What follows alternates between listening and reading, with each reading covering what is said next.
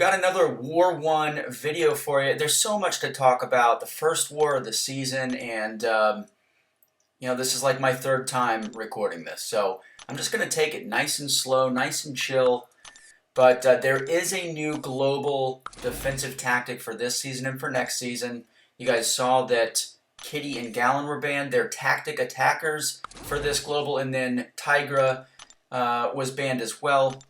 So overall, I think pretty good bans. I'll kind of talk about the defensive global as we kind of move through this war. But you guys can see that I've got the OP Trinity, the Agent Venom, and Scorpion Trinity, and then the tag-along is Craven here. But I think that this Trinity, it's always been very, very good for war, but specifically for this global, I think that it's going to be incredible because Scorpion is a tactic attacker, and not only are tactic attackers, I think, more important for this global than they've ever been for past defensive globals, but also Scorpion is just insane on his own. And when you give Scorpion the chance to neutralize and the ability to automatically fate seal any opponent buffs with special attacks, which are the benefits of tactic attackers, you make him unbelievably safe, and I think that he's going to be the safest attacker to use in this global. So for the next 2 seasons, the safest attacker. He might be the best overall attacker for this global. CGR is also a tactic attacker, and he, I think, is going to be key for some very tricky fights. But, alright, Ebony Maw is not a global defender. And this is a debuff immunity after knockdown node, and then it's also like protection knockdown. So I'm doing this fight wrong, and I realized that going in, I knew what I needed to do. And what I needed to do in this fight was completely ignore the protection, never knock him down, and just hit him with combo hits, especially medium hits, so that I could just stack up my debuffs and then let him cut his own health down by throwing specials and getting stung.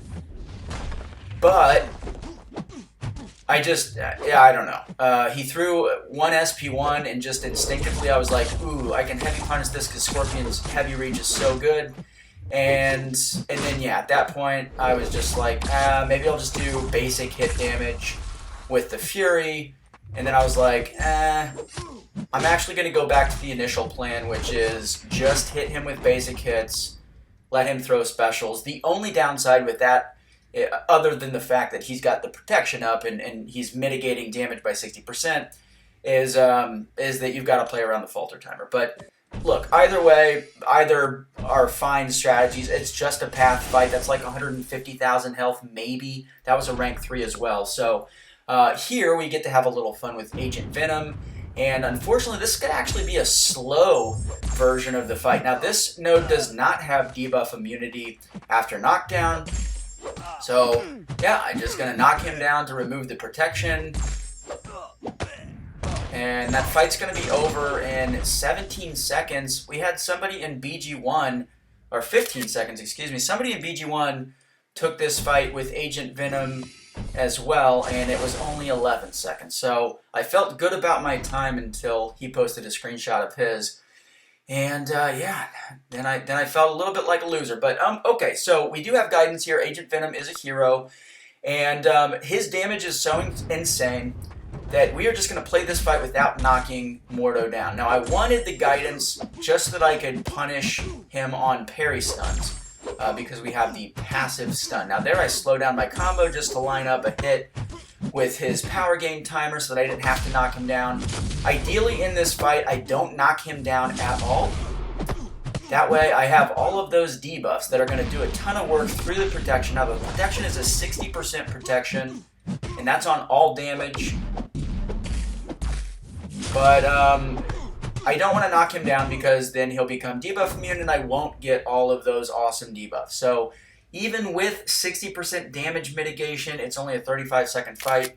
So, yeah, he's just really, really strong. Okay, and then here we have a rank 4 spot, and this is the root node. I can't remember what it's called, but it's got root If you haven't hit the defender for 6 seconds, you'll get rooted. Now, it is a root debuff, and Agent Venom has a 70% chance to purify any incoming debuffs. Alright, so we don't want to hit into his block. He's got portal block. Here I'm going to get rooted, but I am going to shrug that debuff off. It just took a little half second there. And here I'm hoping that he throws his SP2, but yeah, he doesn't throw it. He's just kind of being passive. He does have 5 spot charges, which are converted into untouchable, which then has a timer, and after the timer expires, his spot charges go back to 0. So I'm going to throw off my SP1 early in that combo before before I would push him to 3 bars of power and end the fight.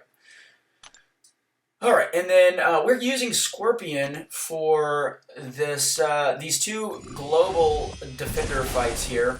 And this is a good time to talk about the global. So the global, I think, is a pretty potent global.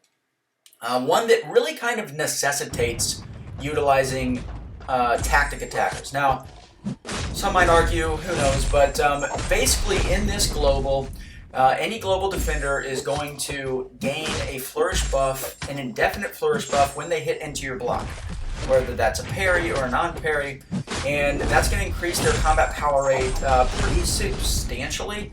So champs like Apocalypse, Punisher 2099, champs with pretty difficult to evade projectile special attacks, for example, or champs like Nova with non-contact basic hits, like their mediums that can't be parried unless you're using very limited number of attackers like Angela or something like that.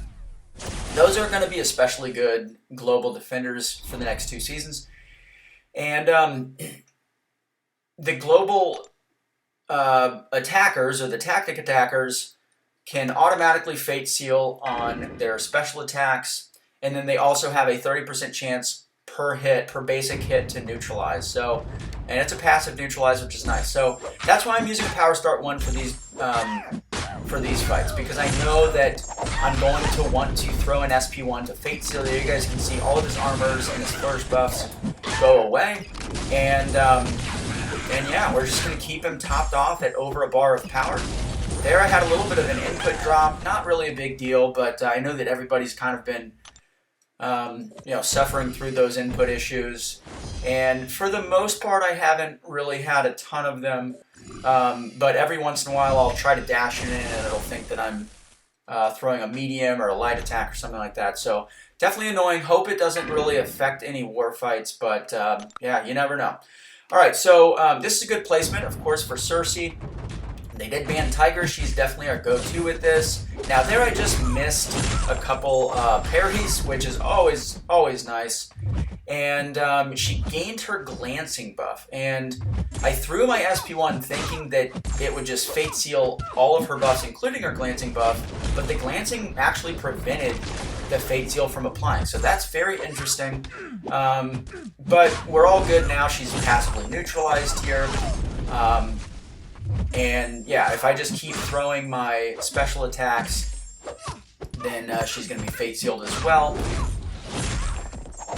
And I mean, ideally she just keeps throwing her specials. So we're just going to do the dex on the SP2. I think that there's, she throws a couple SP1s in this fight as well. Ideally with Scorpion, they're just throwing SP1s. Now here, somehow, between hits, her glancing buff comes back, and I didn't have a neutralize up, so she gains it, and anytime if she's awakened, you hit her while she has a glancing buff, she'll also gain a regen buff, and on the node, anytime the defender has a regen buff, they are passively unblockable, but once the glancing falls away, I can just throw a special to fate seal her and remove the regen buff. So whatever. The bottom line is anybody that buffs Scorpion is going to be really, really good for, unless it's like a super hard counter for Scorpion. And there are a couple global defenders, like Mole Man, for example, who is just not a good matchup, obviously. All right, now here we had a little issue on this Killmonger. We used in Omega Red a really strong matchup. Initially, this fight was assigned to a CGR, but CGR using him on a polka dot power node requires a very specific boost or very specific boost combination and a very specific rotation. And if you don't do that rotation, you won't get to your SP2 and you'll be in trouble there. So reassigned it to an Omega Red, and I don't know exactly what happened, but anyway, so here I'm just going in with Agent Venom. Now with this synergy, obviously he applies just a crap ton of debuffs, and a lot of debuffs. That's not really a good attacker strategy for a Killmonger, because every time he receives a debuff of any kind, he'll gain a little bit of power. But I had this fight anyway, and I was going to use an invulnerability boost for this, so I just slapped it on for Killmonger. I expected to maybe take an SP2 or an SP3, but I killed him before he had the opportunity. Now, Agent Venom is really, really strong for Quicksilver. Last season I took this exact fight in 18 seconds. This fight is actually going to take a little bit longer, so he's just being a little bit more passive. But every time I dex and I get a Whiplash, I've got a 70% chance to purify that with my tenacity. There, one finally sticks. Doesn't really matter. Once it expires, though, I'm going to take a little bit of damage. But of course, this is the last fight of my war, so I don't have to worry about it. Now again, here, typically I would try to bait this SP2, but I'm just really looking for an end because I know that I'm going to be able to end this fight. And at the very worst, if somehow he survived that and had a split second to throw in SP3, I did have an invulnerability boost and any debuffs, I had a 70% chance to purify. So anyway, that is the end of the war. We did end up winning this war. I'm not going to show scores in my war videos. They will be in the war update videos that I post on the scoreboard.